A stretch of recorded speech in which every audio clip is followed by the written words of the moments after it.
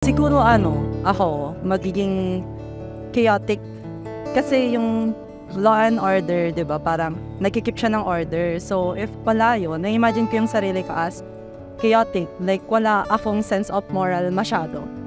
And aside from that, feeling ko I will be someone na full of anxiety kasi lagi kong maiisip na anytime pwede kong madisgrasya and walang magpoprotekta sa akin.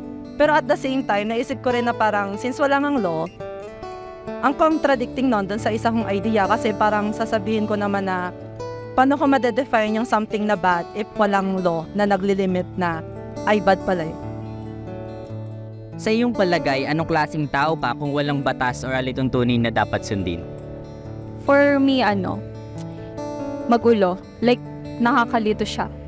Hindi ko masasabi kung anong klaseng tao ako, kung good or bad ba. Pero, syempre, sa bansa natin, ganito, ganyan. For me, magulo kasi wala kang sinusunod. Pero at the same time, naisip ko din parang may freedom, ganito. Kasi magagawa mo lahat yung gusto mo. Ayun.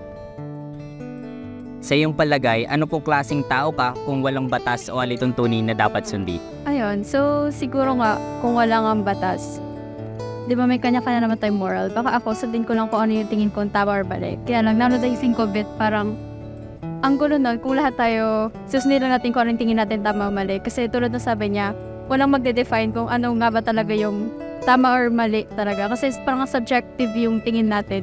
Kasi walang unified na, parang gano'n.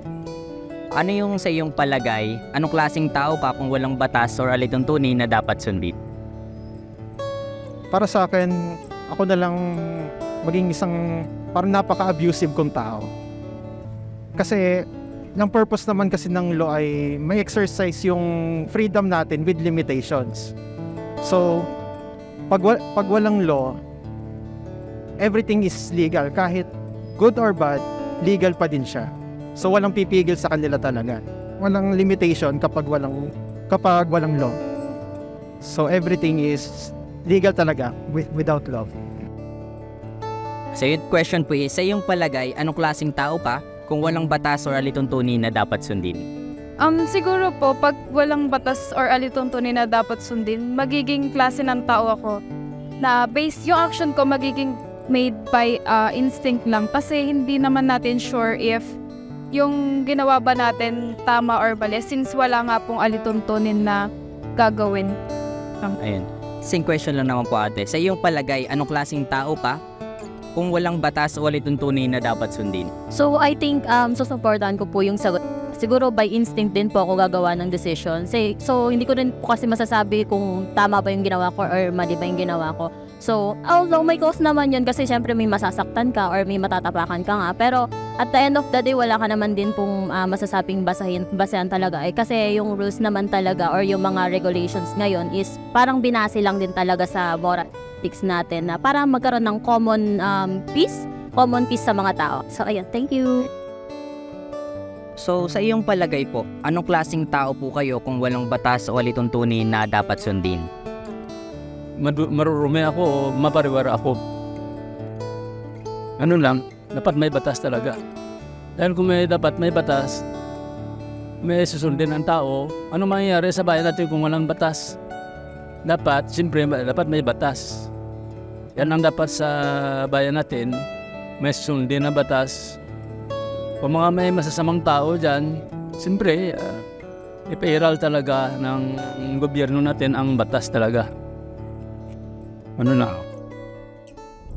Ang batas ay patakaran na ginawa ng otoridad na dapat sundin. Ang pamahalaan ang karaniwang gumagawa ng batas na kailangang sundin ng mamamayan. Kapag lumabag sa batas, may kaukulan itong parusa. Tulad sa batas ng tao, mayroon ding batas na ipinigay ang Diyos. Kung Biblia ang tatanungin, bakit nga ba may batas para sa tao? Alam mo, ang magagawa natin pinakamabuti, makipag-cooperate tayo sa Diyos. Kasi kung tayo lang mag-isa ang gagawa, hindi natin magagawang maligtas tayo 15:5 ng Juan. Ako ang puno ng ubas, kayo ang mga sanga. Ang nananatili sa akin at ako'y sa kanya ay siyang nagbubunga ng marami. sapagkat kung kayo'y hiwalay sa akin, ay wala kayong magagawa. Alam mo, di kailangan makipag-cooperate ka kay Kristo. Kung hiwalay kayo sa akin, wala kayong magagawa. Sino ba ang tagapagligtas? Si Kristo. Ano ba gusto ng tagapagligtas? Sabi ng tagapagligtas, sumunod ka sa akin. O edi, magtatrabaho kang kasunod ni Kristo. Siya ang susundin mo. You will work together with Christ para ka maligtas. Siya tagapagligtas eh. Susunod ka sa kanya, maliligtas ka. 5:9 ng Hebreo.